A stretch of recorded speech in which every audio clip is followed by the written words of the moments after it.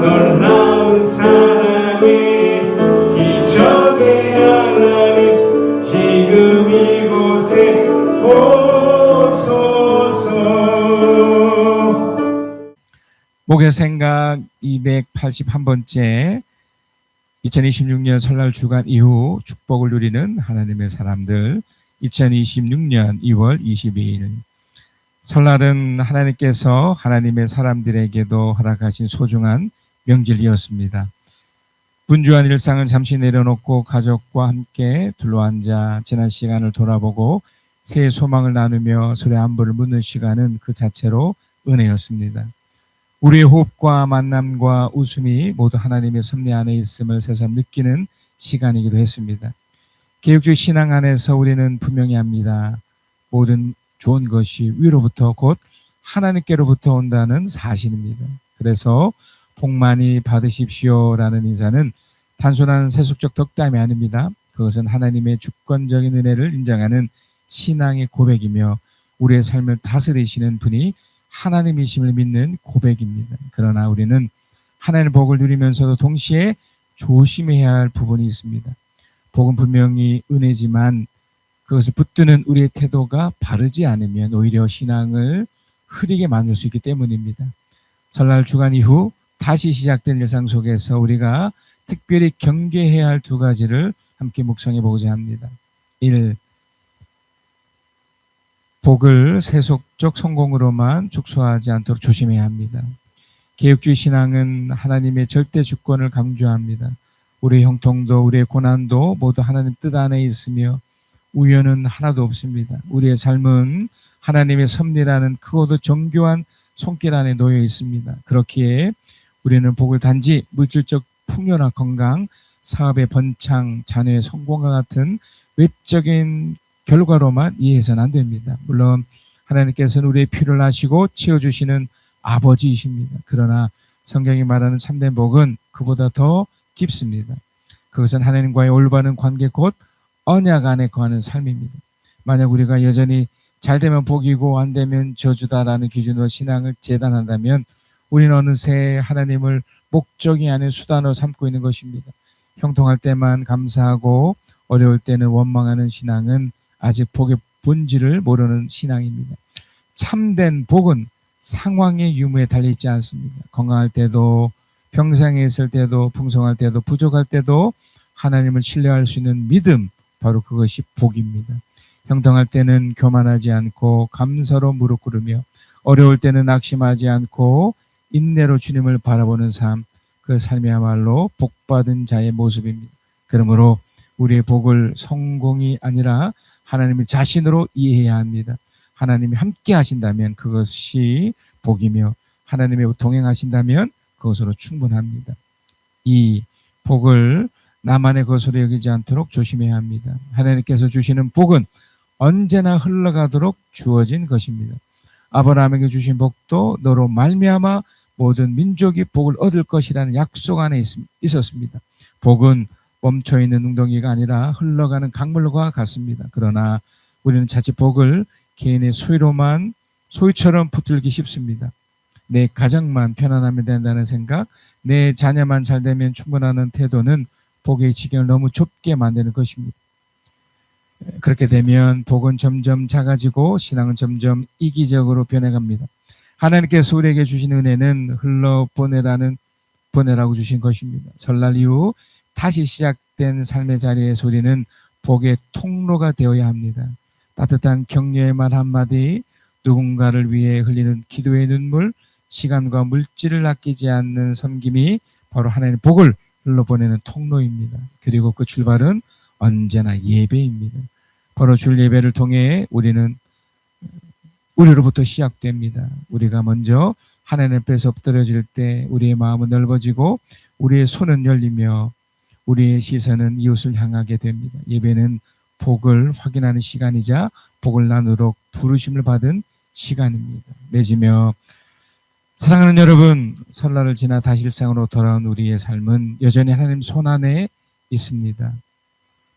어제도 하나님이셨고 오늘도 하나님이시며 내일도 하나님이십니다. 우리는 복을 구하는 사람들이지만 동시에 복의 본질을 아는 사람들입니다. 그러므로 바른 신앙인의 태도는 분명합니다. 첫째, 모든 것을 하나님 은혜로 받아 감사하는 겸손입니다. 둘째, 어떤 상황에서도 하나님 신뢰하는 담대한 믿음입니다. 셋째, 받은 은혜를 이웃과 나누는 책임 있는 사랑입니다. 복은 소유가 아니라 관계입니다. 복은 결과가 아니라 동행입니다. 그리고 복은 혼자 누리는 것이 아니라 함께 나누는 것입니다. 하나님과 동행하는 사람은 이미 복된 사람입니다.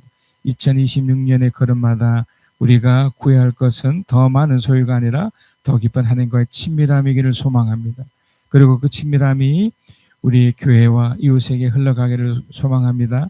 설날 이후의 일상 속에서도 하나님의 주권을 신뢰하며 감사와 섬김으로 살아가는 저와 여러분 되시기를 진심으로 기도합니다. 그 길이야말로 기독교 신앙이 말하는 참된 복의 길이기 때문입니다. 시편 19편 7절에서 11절 그리고 시편 21편 5절에서 7절입니다. 주님의 교훈은 완전하여서 사람에게 생기를 북돋아 주고 주님의 증거는 참되어서 어리석은 자를 깨우쳐 준다. 주님의 교훈은 정직하여서 마음에 기쁨을 안겨주고 주님의 계명은 순수하여서 사람의 눈을 밝혀준다. 주님의 말씀은 티 없이 맑아서 영원토록 경고히 서 있으며 주님의 법규는 참되어서 한결같이 바르다. 주님의 교훈은 금보다 순금보다 더 탐스럽고 꿀보다 성의꿀보다 더 달콤하다. 그러므로 주님의 종이 그 교훈으로 경고를 받고 그것을 지키면 부짐한 상을 받을 것이다. 시편 21편 5절입니다. 시작. 주님께서 승리를 안겨주셔서 왕이 크게 영광을 받게 하셨으며 위엄과 존귀를 그에게 입혀 주셨습니다. 주님께서 영원한 복을 왕에게 내려주시고 주님께서 그와 함께 계시니 왕의 기쁨이 넘칩니다. 왕이 오직 주님을 의지하고 가장 높으신 분의 사랑에 있다 있으므로 그는 결코 흔들리지 않을 것입니다. 설날 주간 잘 보내셨죠? 네. 이번에 그 뉴스를 보니까 이제 설날 풍속이 많이 바뀌었다고 하더라고요. 이제 여행을 가는 분들도 의외로 많았고, 또 이제 그 친지나 가족들을 돌보는 이렇게 자자분들도 많았지만 예전 같지 않았다. 그러니까 이제 시대가 좀 바뀌어서 이제 좀 이렇게 즐기고 함께하는 그런 시간들이 좀 더 많아진 것 같습니다. 예전처럼 뭐 제사 지내고 조상 생각하고 하는 것보다 함께 시간을 보내는 것이 어떤 면에서는 참 더 저는 좋은 것 같습니다. 그럼에도 여러분, 우리에게는 한계가 있습니다. 연약성이 있습니다. 모든 일에게 다 잘할 것 같지만 의외로 잘 못하는 경우도 있고요. 목사님 저도 우리 성도분들에게도 그렇고 또 여러분 각자에게도 뭐 설날 주간 제가 예를 들어드렸지만 연락을 하고 이렇게 하지만 또 못하는 경우가 있거든요. 그건 바로 우리 연약한 부분이 있기 때문에 그렇습니다. 여러분 어젯밤에 굉장한 강풍이 불었습니다. 제가 이제 어제 조금 제 업무를 좀 하면서 굉장한 강풍으로 인해서 제가 느꼈던 감정이 있습니다. 두려움이죠. 와, 이거 내가 날려갈 수도 있겠네. 그 무거운 편인데도 날려갈 수 있겠구나. 최근에 또 좀 안타까운 또 일도 있었죠. 우리 전직 대통령이 이제 몰락한 거죠. 무기징역을 받는 또 안타까운 일이 발생했습니다. 여러분, 이 모든 것이 다 우리에게는 어떤 한계가 있다는 것, 어떤 부족이 있다는 것을 이렇게 드러내 줍니다. 누굴 탓할 것이 아니고, 누굴 또 빗대서 할 것이 아니라 우리 각자의 삶 속에서 분명 부족이 있고 한계가 있습니다. 그래서 오늘 본문 이야기의 그 첫 번째는 바로 이 부분이죠. 우리 한계를 인정하셔야 됩니다. 우리 부족을 또 받아들이셔야 됩니다. 물론 하나님께서 많은 것을 우리에게 부여하셨죠.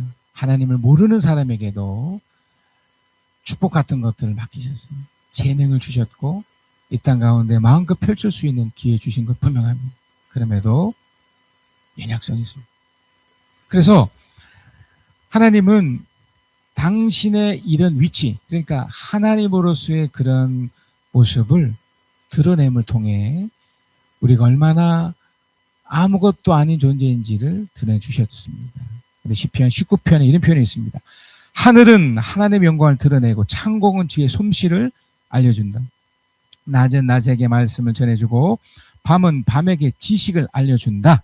그 이야기, 그 말소리, 비록 아무 소리가 들리지 않아도 그 소리 온 누리에 울려 퍼지고 그 말씀 세상 끝까지 번져간다. 해에서는 하나님께서 하늘 장막에 쳐주시니 해는 신랑 신방에서 나오는 신랑처럼 기뻐하고 제게를 달린 용사처럼 즐거워한다.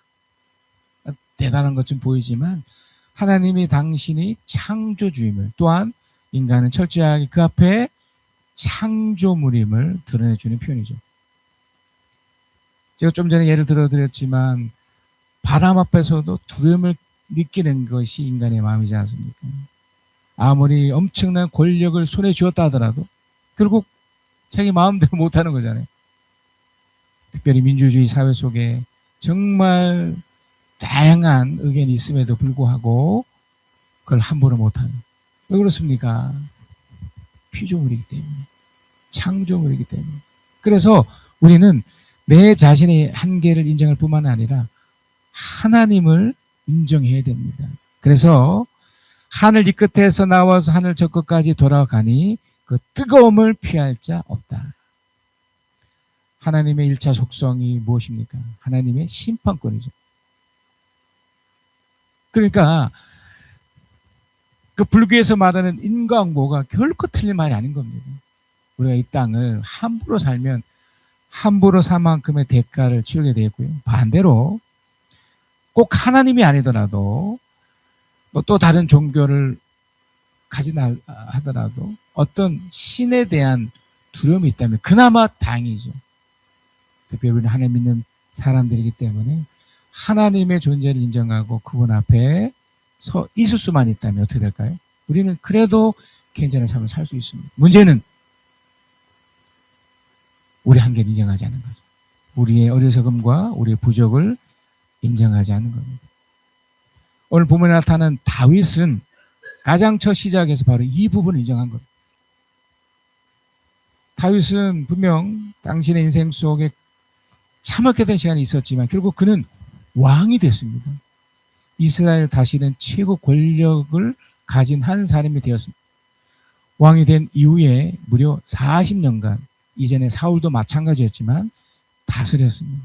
그러나 사울과 다윗의 차이는 무엇이었냐면 다윗은 자신의 한계를 인정했고 그래서 하나님을 붙잡았어요. 하나님을 인정했어요. 그러나 사울은 그렇게 하지 않았죠. 그래서 그는 시편 19편에 이런 고백을 합니다. 주님의 종이 죄인인 줄 알면서도 고의로 죄를 짓지 않도록 막아주셔서 죄의 소나기에 다시는 잡히지 않게 지켜주십시오. 그러니까 다윗은 이 사실을 안 거죠. 자신이 어떠함에 따라 하나님이 어떻게 하시겠다는 걸 안 거죠. 자신이 만약에 죄악 속에 있으면 이 죄악이라는 것이 구태여 드러나는 죄악뿐만 아니라 마음속으로 짓는 수많은 것들, 특별히 하나님을 인정하지 않는 그 모든 것이 다 포함되는 거예요. 거기에서 막아주시고 지켜달라는 거죠. 모든 결정에 있어서 하나님과 의논하지 않을 때, 또 신뢰할 만한 믿음의 사람과 함께 의논하고 그래서 함께 결정하지 않을 때, 여러분 민주주의가 왜 위대하고 좋은 걸까요? 수많은 다양한 의견이 있지만 100명이라면 51명이 찬성하면 그게 옳다고 인정하는 거죠. 물론 소수의 의견이 더 존중될 필요도 있지만 우리는 이 민주주의를 따르는 거죠. 그렇다면 무엇이 중요한 걸까요? 예, 우리 삶 속에서 하나님의 결정. 하나님은 우리를 지켜보시고 그것을 펼치기를 원하시기 때문에 우리를 놀랍게 보고 계시죠. 그래서 다윗은 이렇게 고백합니다. 그때야 나는 온전하게 되어서 모든 끔찍한 죄악을 벗어버릴 수 있을 것입니다. 하나님은 내 생각을 존중하십니다. 내 의견을 존중하십니다. 그래서 그런 결정을 함에 있어서 가장 중요한 결정을 하나님이 하실 수 있도록 역사하시는 거예요. 그것을 내가 존중할 수만 있다면, 내가 받아들일 수 있다면 하나님은 그것을 상식적으로 펼치시는 거죠. 나의 반석이시여 구원자이신 주님, 내 입의 말과 내 마음의 생각이 언제나 주님의 마음에 들기를 바랍니다. 여러분, 우리 한계를 인정하는 것이 결코 부끄럽고 틀린 게 아닙니다. 아플 때 아프다고 하는 것, 어려울 때 어렵다고 하는 것, 이것이 왜 틀린 거겠습니까? 왜냐하면 거기에 하나님을 두 번째로 붙잡아야 되죠. 하나님을 인정해야 되는 거죠. 그러니까 이 작업을 하지 않으니 그저 어려우면 어려운 대로, 물론 인간적 방법을 다 쓰죠. 이것도 틀린 것도 아니고 잘못된 것도 아니고 또 해야 됩니다. 그러나 이것만 하는 거죠. 그러니 진짜 결정권자면 진짜 이끌어 가신 분 입장에서는 얼마나 답답하시겠습니까? 손을 내밀면 되는데 네 생각이 존중되고 네 생각이 아무리 옳다 하지만 내 결정이 보다 더 중요하다면 나한테 물어볼 수도 있지 않느냐. 그래서 여러분, 제가 소시 말씀드리지만 하나님의 사람들의 그 기도가 그렇게 놀라운 겁니다. 여러분의 진심이 담겨있는 그 상황에 맞는 하나님 의지하는 그 기도, 의지하는 그런 몸부림은 하나님 가장 기뻐하는 행위로 하나님 인정하시는 거죠. 그래서 하나님은 놀랍게 역사하시는 거예요. 그래서 다윗은 자신의 한계를 인정하고 하나님을 붙잡으면서 하나님을 이렇게 이해합니다. 그것이 바로 오늘의 본문의 이야기인데요. 시편 19편 7절에 11절 표현입니다. 주님의 교훈은 완전해 사람에게 생기를 북돋워주고 주님의 증거는 참된 어리석은 자를 깨우쳐 준다. 주님의 교훈, 주님의 증거, 우리가 읽고 있는 바로 이 성경 읽기와 더불어 이게 풀어서 말씀드린 설교 포함된 이것이죠. 이것이 우리에게 생기를 북돋워주고 깨우치게 해준다는 거예요. 하나님의 창조물인 우리가 하나님의 결정을 반드시 따라야 되지 않습니까? 그런데 그것을 받아들인 거죠. 제가 좀 전에 말씀드렸던 것처럼 하나님은 절대로 독단적으로 하지 않으십니다. 우리의 생각을, 우리의 그 마음을 존중하시고 그걸 함께 풀어가기를 원하시기 때문에 우리에게 그걸 요구하시고 또한 우리는 그걸 인정하고 받아들여야 되죠. 주님의 교훈은 정직하여서 마음에 기쁨을 안겨주고 주님의 계명을 순수하여서 사람의 눈을 밝혀준다. 그리고 기쁘게 해주신다는 거예요. 여러분이 주님 앞에 깊이 머물고 있지 않습니까? 하나님은 반드시, 이건 법칙과 같은데 이런 마음을 기쁘게 바꿔놓으십니다. 행복감을 심어주십니다. 또한 이 행복감 이전에 회복감을 주시고 또 결국 성취감까지 갖게 해주시죠. 주님의 말씀은 튀어없이 맑아서 영원토록 견고히 서 있으며 주님의 법규는 참되어서 한결같이 바르다. 그래서 여러분, 하나님을 믿을 때 처음엔 하나님을 실험하셔야 돼요. 하나님을 도전하셔야 돼요. 처음에는요. 하나님이 내 기도 어떻게 들어주시는지, 결정권자로서 생사하복을 주관하는 그분이 어떻게 펼쳐가실지를 한번 지켜보셔야 돼요. 그것에 이제 익숙해지면 더 이상 도전이 필요 없습니다. 더 이상 실험 필요 없죠. 왜냐하면 이루어주시니까요. 펼치게 해주시니까요. 그래서 그 마음에 늘 행복과 기쁨이 넘쳐납니다. 주님의 교훈은 금보다 순금보다 더 탐스럽고 꿀보다 술보다 더 달콤하다.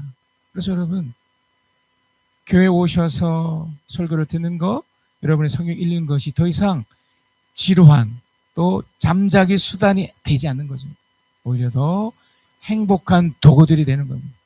말씀을 읽을 때, 설교를 들을 때 행복하게 되는 거죠. 왜냐하면 하나님이 그걸 이루어 주실 것을 기대하기 때문에 그래요. 그러므로 주님의 종이 그 교훈으로 경고를 받고 그랬습니다. 경고가 때로는 좀 조심해야 될 것을 이렇게 받은 것일 수 있지만 그것을 좋게 받아들여 지키면, 이 지키면이 무엇이라고 말씀드렸습니까? 자신의 한계를 인정하고 하나님을 인정하는 거라고 그랬지 않습니까? 그래서 그 말씀대로 내가 살아보게 노력을 한다면 이 뜻인데 푸짐한 상을 받을 것이다. 그래서 여러분, 우리들에게 기적은 일상이 되는 겁니다. 세상에서는 확률이죠. 뭐 돼도 그만 안 돼도 그만. 그럼 우리에게는 반드시 일어나는 하나님의 상으로 펼쳐지는 것이죠. 그래서 여러분, 계속해서 두 번째 이야기를 하고 있는데요. 우리가 어떻게 해야 됩니까? 주의 이름을 의지하셔야 됩니다. 제가 좀 전에 기도에 관련된 것도 말씀드렸듯이 주님을 붙잡으셔야 돼요.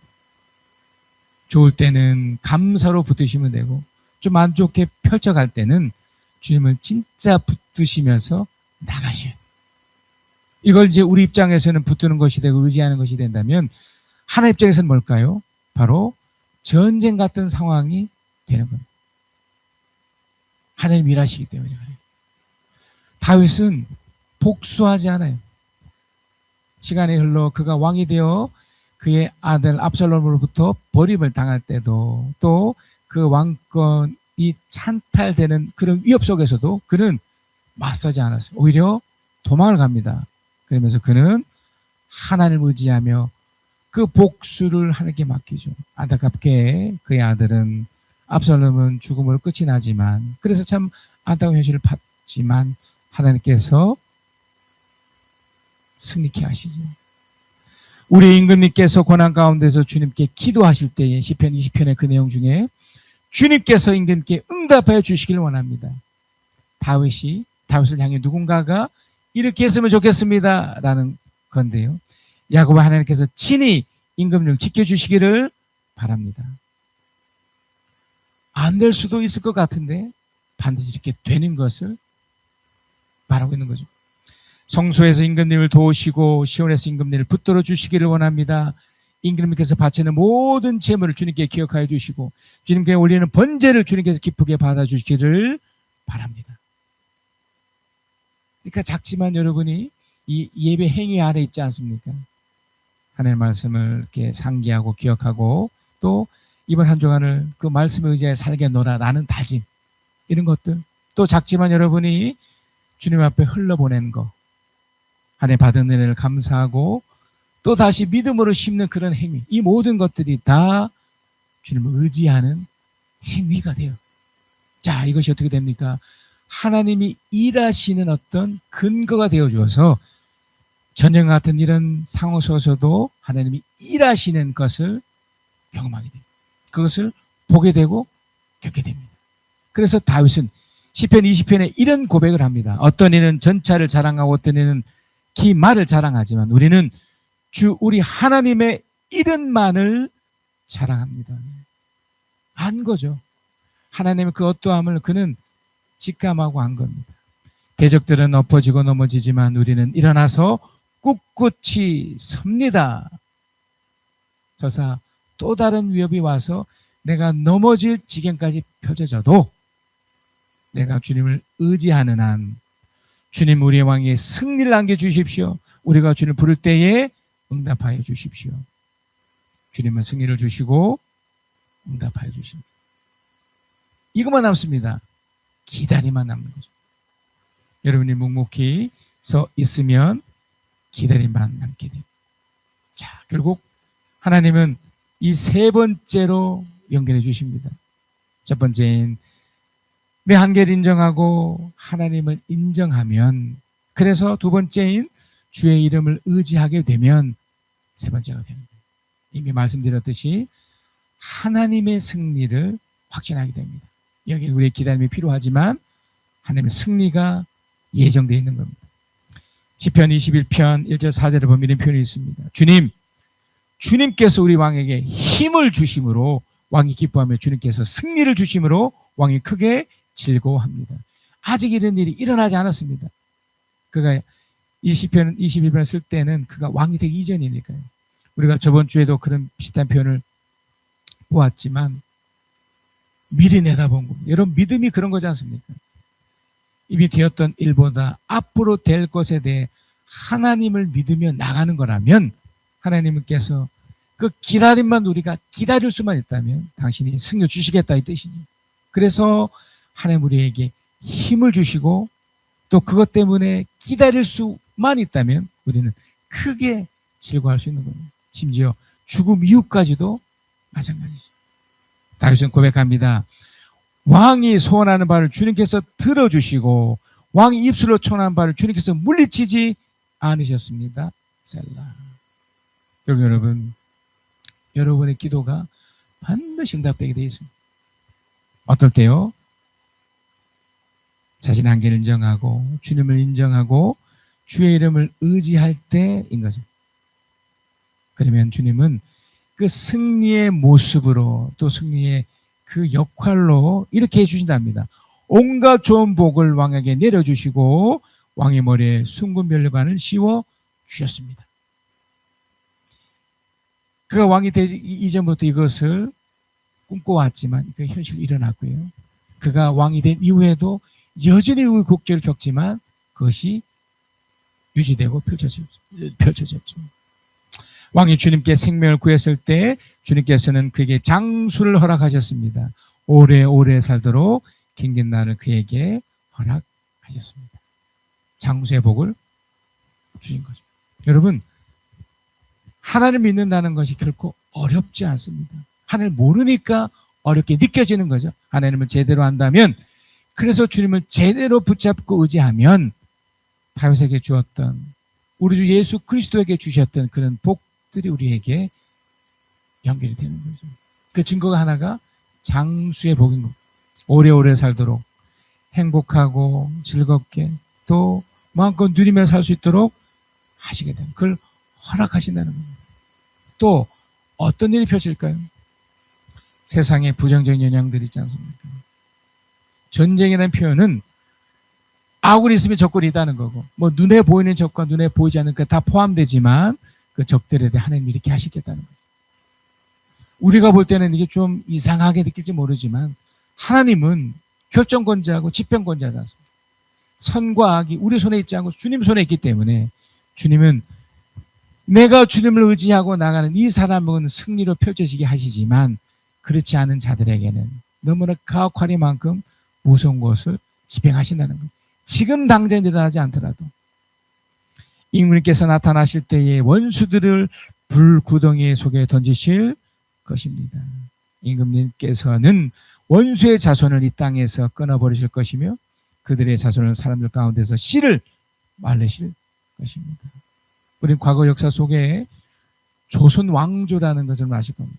왕조란 말도 참 무슨 말이지만 대대로 이어서 왕이 또 왕이 되고 또 왕이 또 왕이 되는, 우리가 볼 때는 야 대단해 보이지만 그러면 상대적 왕권이 아닌 왕족이 아닌 일반 평민들은 다 그런 건가요?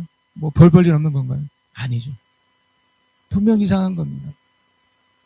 그들이 결정권자인가요? 아니잖아요. 결국 그 조선 왕조는 다 무너졌죠. 또 다른 외세에 의해서 또 무너졌고 우리는 수없이 그걸 보게 될 겁니다. 또 보았고요. 하나님께서 그렇지 않은 자들 향해 하나님을 함부로 여기고 자신의 한계를 인정하지 못하고 하나님을 붙잡지 않고 인정하지 않은 자들 향해서 모두 그렇게 하시겠다는 겁니다. 거긴 우리의 역할은 별로 없습니다. 주님이 다 하실 거고 우리는 주님을 의지할 뿐이죠. 그래서 그들이 임금님께 악한 손을 뻗쳐서 음모를 꾸민다 해도 결코 이루지 못할 겁니다. 하나님 믿는 우리들 향해 수많은 위협이 있습니다. 여러분 스스로도 수없이 그걸 겪게 됩니다. 그러나 하나님께서 그걸 다 막아주시겠다는 거죠. 오히려 임금님께서 그들의 얼굴에 활을 켜놓으셔서 그들이 겁에 질려 따라나게 하실 겁니다. 결론적으로 이렇습니다. 주님 힘을 떨치시면서 일어나 주십시오. 우리가 주님의 힘을 기리며 노래하겠습니다. 여러분 어떻게 보면 하나님을 믿는다는 것, 하나님을 의지한다는 것은 엄청난 힘을 소유했다는 겁니다. 배후에 하나님이 계신다는 겁니다. 이걸 모르니 그들이 이렇게 함부로 하지만 그걸 안다면 하나님은 어떻게 하실 것인가 다 기대가 되는 거죠. 자, 우리 결단을 한번 해보겠습니다. 하나님 우리 각자에게 또 우리 교회를 향해 또 여러분의 함께하는 모든 향해 하시는 말씀인데요. 나는 나의 한계를 인정하고 하나님 말씀 앞에 서며 어떤 상황에서도 주의 이름만 의지하여 결국 하나님의 일의 승리를 확신하며 살겠습니다. 하나님이 창조하신 꽃들이 아름다워 들길 따라 빛꽃들도 하나님을 찬양하네. 맑은 한 길을 고운 노래를 온 천지에 나누네. 아버지여 우리 믿음 꽃들처럼 피게 하소서. 하나님이 창조하신 수목이 아름다워 숲속에서 자란 하나님께 감사하네. 고진 가지를 부르니 많은 하늘 높이 거치네. 아버지여 우리 믿음 나무처럼 곱게 하소서. 하나님이 창조하신 강들이 아름다워 돌무더와 가지밭길 가르쳐 흘러가네. 깊은 바다로 넓은 바다로 쉬지 않고 흐르네. 아버지여 우리 믿음 강물처럼 깊게 하소서. 하나님이 창조하신 얼굴이 아름다워 밤하늘을 수놓으며 하나님을 경외하네. 빛이 되어라 어둠 밝혀라 주의 말씀 따르네. 아버지여 우리 믿음 별들처럼 밝게 하소서.